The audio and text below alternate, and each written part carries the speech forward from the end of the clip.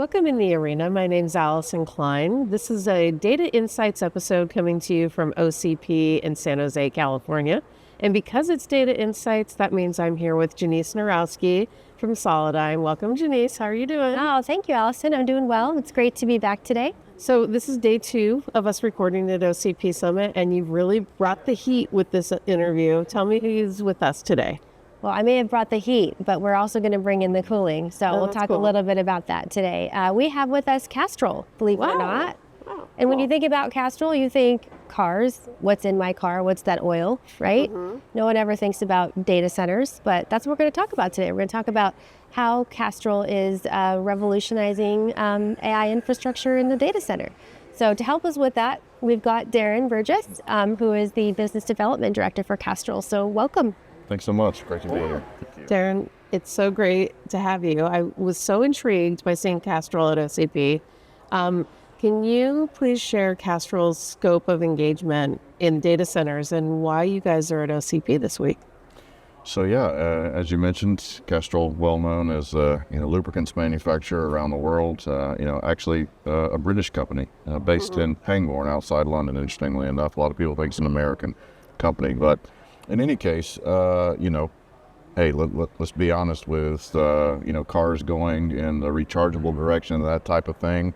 That's a steady business, but it's not going to grow like that anytime soon. So, Castrol got engaged in data centers because it turns out immersion cooling, so a full single-phase immersion, is a polyalpha olefin-based oil that you can put an entire server down in and actually cool it. And that was sort of the entry because obviously oil and oil, it's a lubricant at its base. And so we moved on to what is now really popular, known as direct-to-chip cooling, which is, a different kind of liquid. And that's really where a big expansion is for us now. And so the scope of engagement then is obviously bringing the cooling liquid to the data centers. So, that's a big step one for us. And we want to be kind of, full solution provider when it comes to those liquids. That scope of engagement is really bringing it in, right? The liquid has to be properly installed. There's a lot of purity issues. There's a lot of potential contamination. The liquid has to be maintained. And then in the end, somebody's going to want you to take it away. You can't just, dump this stuff down the drain. Yeah, sure. And so to be, from start to finish, it's just kind of what we're after. Where do you see the adoption going, and how do you see this expanding the overall market? Yeah, so you really need liquid cooling for AI servers. The chipsets are just too hot to be cooled by air.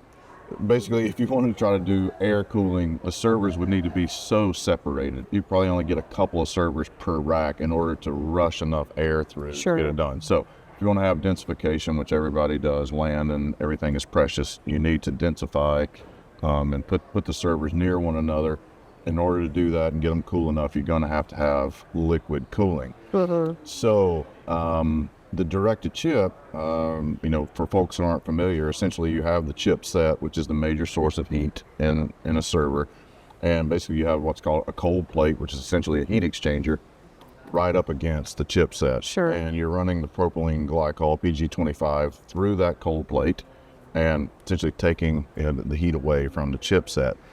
So the market, obviously AI is a lot right now. I won't say everything, but it's a lot. And, there's plenty of people, everybody's into AI. And so everybody needs liquid cooling who's into AI. And so in the United States, obviously where our power is considerably less expensive than a lot of places around the world, direct-to-chip just kind of adapts itself to what people are used to, which is a vertical rack. One thing that I was interested in is, a dielectric company like you, how do you look at the value chain of how your dielectrics actually get deployed in data centers? Who are you working with, in terms of types of companies to get that done?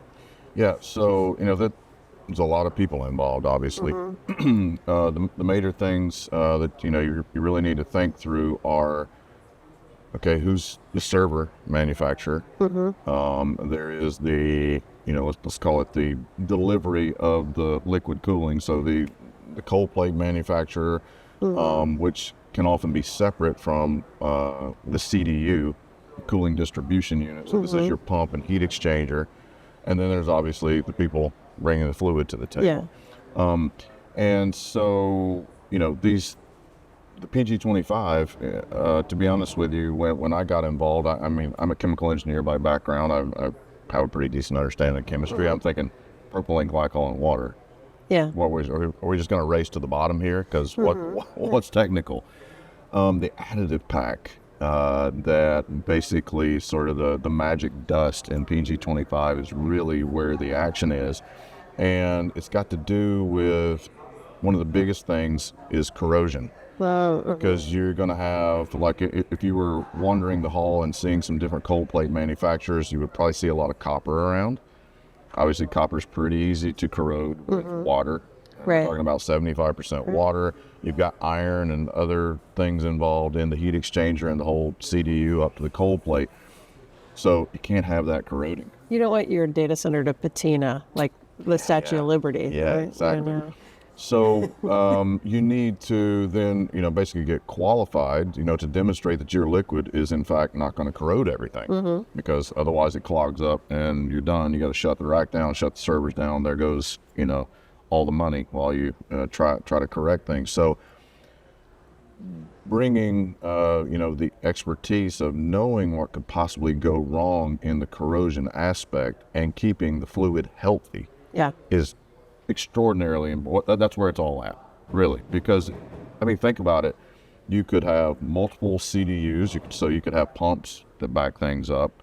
You could have repeats in a lot of places, but you can't repeat the liquid.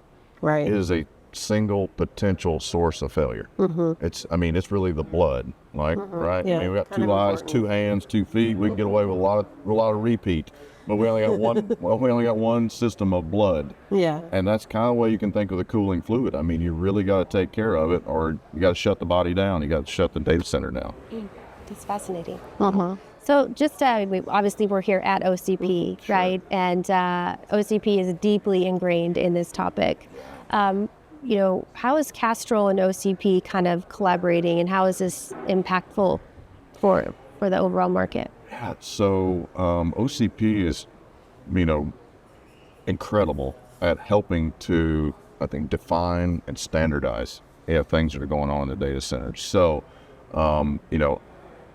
several of my colleagues, Sung Kim, Cosimo Pecchioli, Chris Fletcher, a couple of colleagues in Europe, they are really involved in OCP. So you have these, kind of committees on sustainability, liquid cooling, different parts of the liquid cooling, and they participate in meetings all the time to help with those standards. So, I'm kind of the sales guy, business development guy at the booth, talking to people. They're busy out actually giving talks and in the talks here to, continue to help bring this sort of standardization and definition to the industry, which is, it's extremely important. So we are deeply engaged week in and week out, and then of course to come to the main conference is, obviously kind of goes with the territory.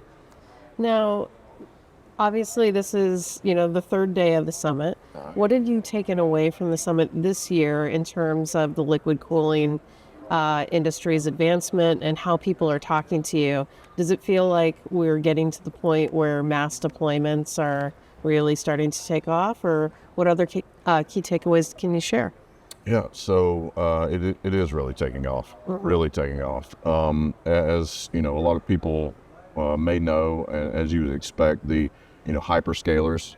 So let's think in terms of Amazon Web Services, Microsoft, Google. Those folks, look, they are ahead of the curve always. They're preparing up front, and so they've all begun to deploy direct-to-chip cooling at scale.